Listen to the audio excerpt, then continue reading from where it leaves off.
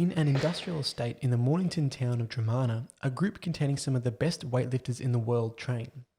Paul Coffa has over 40 years of experience in weightlifting training across the Pacific, with the 78-year-old still training lifters today.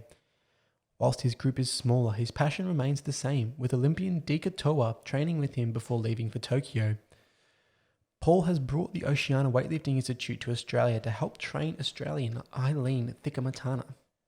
While she is unable to compete at the Tokyo Olympics, Paul is confident in her ability and her prospects moving forward. Well, she's the best in the world, and she's a bright young lady and full of enthusiasm and like touching a wire, and electrical wire, and you're getting a spark, and see her lifting and the way she lifts. It's really something that motivates you. Fijian-born Thikamatana was suspended by Fiji for refusing to train with another coach.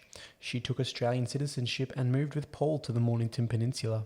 I made up my mind just to stick with Paul Coffa because he's been there for me since day one, especially the Fijian coach has been behind supporting. And that was the only thing I could think of, because in weightlifting is an individual sport and it's between the athlete and the coach. In a recent online competition which does not have professional status, Thikamatana broke the Commonwealth Games record, lifting 274 kilos. Thikamatana has a Commonwealth Games gold medal already, with her passion to train remaining the same as she looks ahead.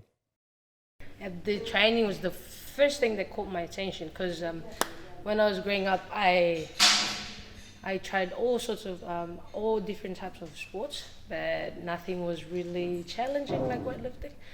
When my class teacher asked, do you want to try weightlifting? I was like, the first thing I tried, and I fell in love with it, because every day when you train, you challenge yourself to break that barrier. Coffa is winding down his illustrious career with Thikamatana and has high hopes for her in the future.